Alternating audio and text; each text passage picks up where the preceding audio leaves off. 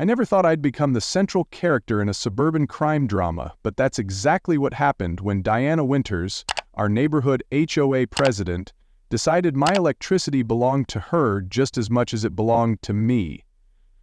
It all started on a perfectly ordinary Tuesday in April, when I noticed something peculiar on my utility bill. I've always been meticulous about tracking my expenses. It's not just the accountant in me. It's a habit I developed after my divorce 3 years ago, when I suddenly had to manage a household on a single income. So when my electricity bill jumped by nearly $150 in a single month, I knew something wasn't right. This has to be a mistake. I haven't changed any of my habits. If anything, I've been away more for work this month. I called the utility company first thing the next morning, expecting to hear about a meter reading error or a rate increase I'd somehow missed.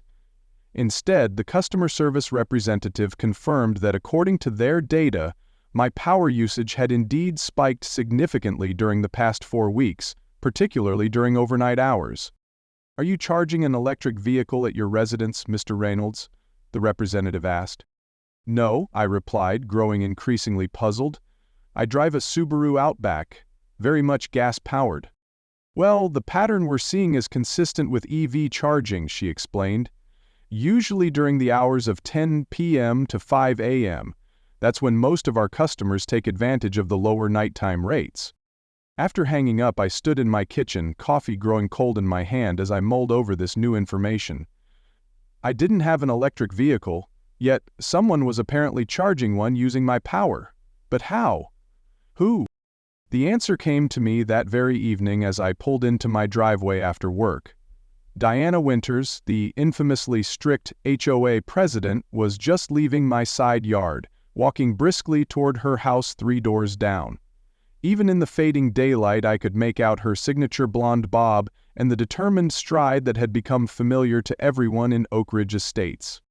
What was she doing by my house? There's nothing over there except the side gate and the exterior outlet I installed last summer for yard work. The exterior outlet. The puzzle pieces suddenly clicked into place. I parked my car and hurried to the side of my house, unlocking the gate and stepping into the narrow passage between my house and the fence.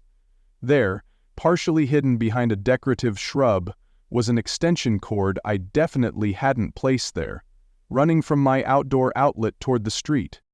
I followed the cord, which had been carefully concealed along the edge of my lawn, underneath a section of loose fence board, and across a strip of common area before disappearing under Diana's pristine white fence. I didn't need to see where it ended. The gleaming white Tesla Model Y parked in her driveway told the whole story. She's been stealing my electricity to charge her Tesla? How long has this been going on? My first instinct was to confront her immediately, to march up to her door and demand an explanation. But 15 years in corporate accounting had taught me the value of documentation before confrontation. Instead of giving in to my anger, I took out my phone and began taking photos of the extension cord's path, making sure to capture clear images of where it plugged into my outlet and where it disappeared under her fence. The next morning, I called the police department's non-emergency line to report the theft. The officer who took my report sounded almost amused. "We get these cases more often than you'd think," Officer Martinez explained. "With more people buying electric vehicles but not installing proper home charging stations, some folks get creative. Or, in this case, criminal." He advised me to disconnect the extension cord but to otherwise leave everything in place until they could send someone out to document the situation officially. "And don't confront her yet," he added. "Let us handle that part."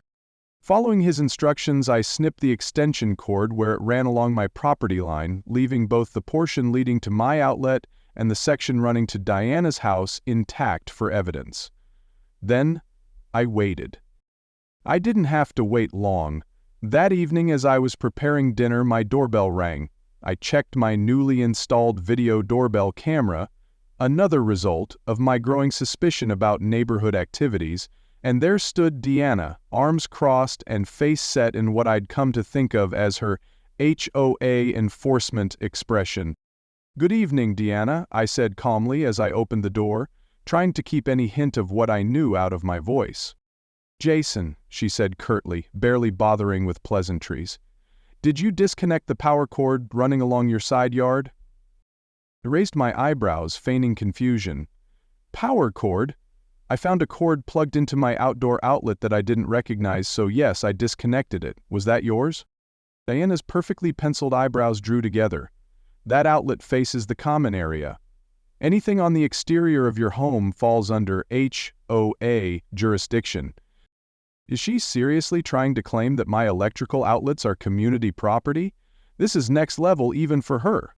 Actually, Diana, while the HOA has jurisdiction over the appearance of my home's exterior, the electrical outlets I installed are connected to my home's electrical system, which I pay for. They're not community resources. Her lips thinned to a tight line. As HOA president, I make determinations about shared resources. That outlet is positioned in a way that makes it accessible from common property, which makes it a shared utility access point. I nearly laughed at the absurdity of her argument. That's not how electricity works, Diana, or property law, or common sense. Her face flushed slightly. We'll see about that. Expect a formal notice of violation from the board by tomorrow. She turned on her heel and marched down my walkway, her posture rigid with indignation. She can't actually believe she'll win this, can she? The next morning, true to her word, an official-looking envelope had been slipped under my door. Inside was a notice claiming I had violated HOA Bylaw 16.7 by improperly disconnecting approved community electrical access. The notice included a fine of $200 and a demand to restore the connection within 48 hours. I had to give her credit for sheer audacity. Not only was she stealing my electricity, but she was also trying to use her position on the HOA board to legitimize the theft. I wondered if the other board members even knew what she was doing. I got my answer that afternoon when I ran into Michael Chen, the HOA treasurer, while retrieving my mail.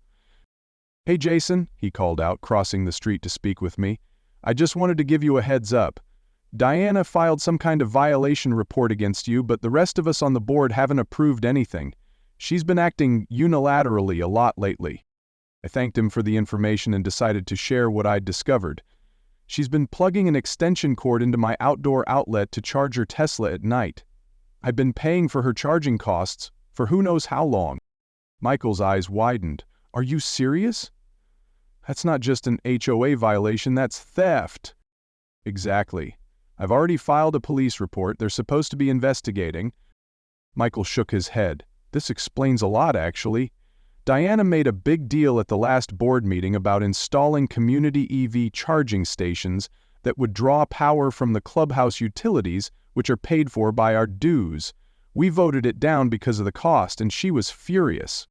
The pieces continued to fall into place. Diana had tried to get the entire neighborhood to pay for charging her Tesla through HOA dues. When that failed, she decided I would foot the bill instead. 2 days later, I received a call from Officer Martinez. "Mr. Reynolds, we've completed our investigation into the electricity theft you reported. The extension cord has been confirmed to connect directly to a charging station for Ms. Winter's vehicle. Based on the evidence and your utility records, we're estimating she's been charging her vehicle using your power for approximately 4 months. 4 months? That's nearly $600 she's stolen from me. We'll be paying Ms. Winters a visit this afternoon," Officer Martinez continued. "Would you like to press charges?" I thought about it for a moment. While part of me wanted to simply recover my money and put this bizarre situation behind me, I also recognized that Diana's behavior reflected a pattern of entitlement and abuse of power that affected the entire neighborhood. Yes, I decided, I want to press charges. Officer Martinez assured me they would handle everything and promised to keep me updated. I spent the rest of the day catching up on work, trying not to think about the confrontation likely taking place just a few houses away. Around 5 p.m., the sound of raised voices drew me to my front window. 2 police officers stood in Deanna's driveway next to her Tesla. Deanna herself was gesturing dramatically, her voice carrying across the quiet street. "This is ridiculous. I'm the HOA president. That outlet is on common access property, according to our bylaws." I couldn't hear the officers' responses, but their body language suggested they weren't buying her explanation. Several neighbors had emerged from their homes, watching the spectacle unfold from their front lawns. I decided to join them, stepping outside and nodding politely to Mrs. Garcia, who lived next door. "What's happening?" she asked, though her tone suggested she was more curious about the details than surprised by Diana being in trouble. "It appears Diana has been stealing electricity from my house to charge her Tesla," I explained quietly. "She ran an extension cord from my outdoor outlet to her charging station." Mrs. Garcia's eyes widened. "So that's why she was always skulking around your side yard. I thought she was just looking for HOA violations as usual." Our conversation was interrupted as Deanna's voice rose to an even higher pitch. "You can't be serious. This is a civil matter between neighbors at most." One of the officers was holding what looked like an evidence bag containing the cut extension cord. The other appeared to be explaining something to Deanna, who kept shaking her head in denial. Suddenly Deanna pointed directly at me, having spotted me among the gathering of neighbors. "He gave me permission. Ask him. We had an arrangement." The audacity of this woman knows no bounds. Now she's openly lying to the police. The officers looked in my direction, and I found myself walking across the street before I had consciously decided to involve myself. As I approached, I could see the name badge on the officer I didn't recognize. Officer Thompson. "Mr. Reynolds," Officer Martinez greeted me. "Miss Winters here claims you had given her permission to use your electricity for her vehicle charging needs. Is that accurate?" "Absolutely not," I stated firmly. "I had no idea she was using my electricity until I noticed the spike in my bill and found the extension cord she had hidden along my property line." Diana's face contorted with anger. "That's a lie. We discussed this at the November HOA meeting. You volunteered your outlet as part of the neighborhood's green initiative." I turned to her, keeping my voice level despite my growing frustration. "Diana, there was no such discussion at any meeting, and I certainly never volunteered to pay for charging your Tesla. The HOA minutes will reflect that." Officer Thompson cleared his throat.